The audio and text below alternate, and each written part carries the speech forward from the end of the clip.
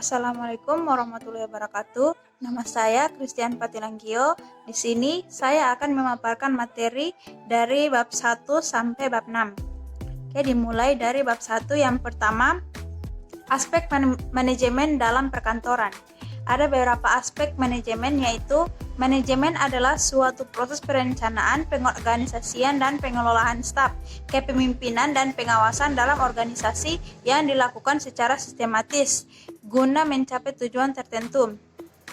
Pakar yang lain menyatakan bahwa manajemen merupakan proses yang menunjukkan penampilan dan fungsi-fungsi khusus, dan banyak para ahli yang berpendapat manajemen sebagai suatu ilmu, seni, karir, ataupun sebagai profesi. Kemudian yang kedua, 5 macam pendekatan manajemen, yaitu pendekatan proses operasional, pendekatan perilaku manusia, pendekatan sistem sosial, pendekatan sistem-sistem, dan pendekatan kuantitatif. Pada organisasi berstruktur tradisional, manajer sering dikelompokkan menjadi manajer puncak, manajer tingkat menengah, dan manajer lini. Pertama biasanya digambarkan dengan bentuk piramida, di mana jumlah pegawai lebih besar di bagian bawah daripada di puncak. Setiap manajer membutuhkan 3 keterampilan dasar, yaitu keterampilan konseptual, keterampilan berhubungan dengan orang lain, dan keterampilan teknis. 2 keterampilan dasar tambahan yang perlu dimiliki oleh manajer, yaitu keterampilan manajemen waktu atau time management, dan keterampilan membuat keputusan, decision making. Kemudian yang kedua, bab 2 adalah ruang lingkup manajemen perkantoran. Berikut ini ruang lingkup manajemen perkantoran, yaitu pekerjaan di lingkungan organisasi beragam, namun secara umum pekerjaan di suatu organisasi ada 2 jenis, yaitu tugas pokok dan tugas penunjang. Tugas pokok disebut juga dengan kegiatan substansif operatif, sedangkan tugas penunjang adalah kegiatan-kegiatan yang bersifat membantu, melayani, memudahkan, dan memperlancar tugas pokok. Yang kedua, kegiatan yang ada di lingkungan perkantoran disebut dengan pekerjaan kantor atau tata usaha kantor. Tata usaha ialah penyelenggaraan urusan tulis-menulis, keuangan, dan sebagainya di perusahaan negara dan sebagainya, sedangkan penata usaha ialah orang yang menyelenggarakan tata usaha. Penata usaha disebut juga dengan administrator tata usaha. Yang ketiga, pekerjaan kantor dapat diorganisir dengan menggunakan salah satu asas dan 3 asas yang biasa digunakan, yaitu asas sentralisasi, asas desentralisasi, dan asas campuran. Fungsi manajemen perkantoran adalah perencanaan, pengorganisasian, penempatan pegawai, dan pengawasan. Beberapa sasaran manajemen perkantoran adalah ruang kantor, komunikasi, kepegawaian perkantoran, perabotan dan perlengkapan, peralatan dan mesin, perbekalan dan keperluan tulis, menulis, metode, warkat, dan kontrol pimpinan pelaksana. Kemudian bab 3, organisasi perkantoran. Organisasi perkantoran merupakan suatu kolektivitas yang ada di lingkungan kantor, di mana aktivitas yang dilakukan didesain secara sadar, terkoordinasi serta diatur oleh para anggotanya dalam rangka mencapai tujuan tertentu. Kemudian yang kedua adalah pendekatan dalam efektivitas organisasi, yaitu pendekatan pencapaian tujuan, pendekatan sistem, pendekatan konstituen dan strategis, pendekatan nilai-nilai bersaing. Kemudian yang ketiga, desain organisasi merupakan proses penentuan keputusan untuk memilih alternatif kerangka kerja jabatan, proyek pekerjaan, dan departemen. Dengan demikian, keputusan atau tindakan-tindakan yang dipilih ini akan menghasilkan sebuah struktur organisasi. 5 macam desain organisasi, yaitu struktur sederhana, birokrasi mesin, birokrasi profesional, struktur divisional, dan adhokraki.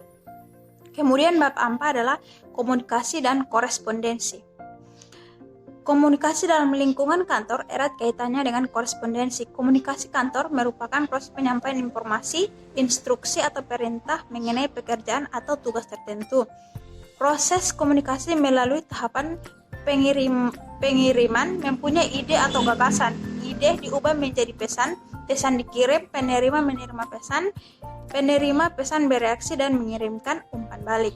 Kemudian yang kedua adalah komunikasi yang berlangsung di lingkungan kantor Komunikasi yang berlangsung di lingkungan kantor dapat berupa komunikasi internal maupun komunikasi eksternal. 3 dimensi komunikasi internal adalah komunikasi vertikal, komunikasi horizontal, dan komunikasi diagonal. 3 dimensi komunikasi eksternal adalah komunikasi dan organisasi kepada halayak dan halayak kepada organisasi. Kemudian yang ketiga adalah korespondensi, artinya surat menyurat atau komunikasi dengan surat. Pengetahuan tentang korespondensi dapat dibagi menjadi 3 bagian, yaitu pengetahuan tentang bahasa surat, pengetahuan tentang penulisan surat, dan pengetahuan tentang pengiriman dan penerimaan surat. Kemudian bab 5 adalah manajemen kearsipan.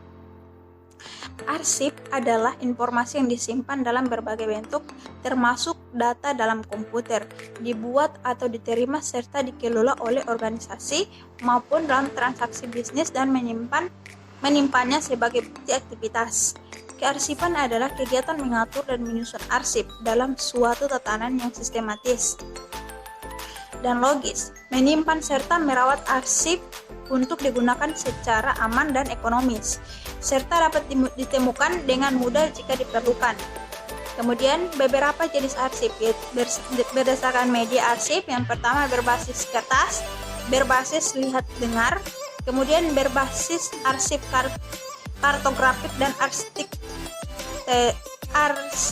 arsitektural.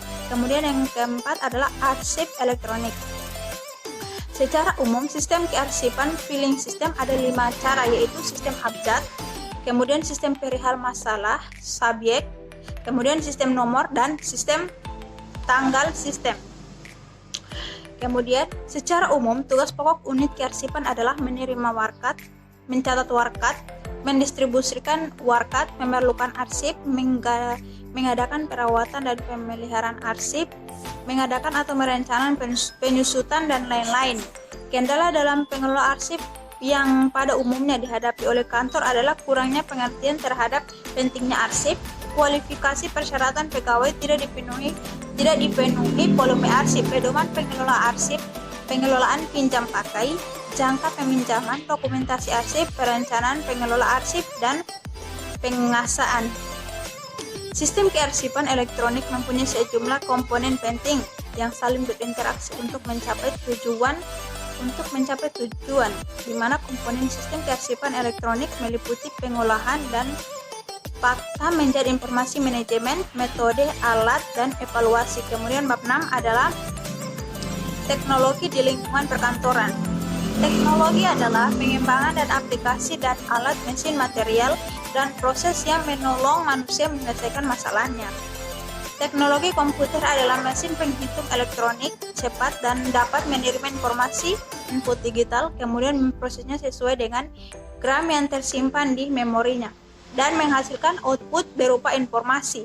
6 kelompok penting dalam teknologi informasi adalah teknologi masukan, teknologi keluaran, teknologi perangkat lunak, teknologi penyimpanan, teknologi telekomunikasi, dan mesin pemproses. Yang kedua adalah otomatisasi kantor, merupakan penggabungan teknologi tinggi melalui perbaikan proses pelaksanaan pekerjaan demi meningkatkan produktivitas kerja. Itulah pemaparan dari saya. Mohon maaf jika ada kata-kata yang salah. Wallahu muwaffiq ila aqwamit thoriq. Wassalamualaikum warahmatullahi wabarakatuh.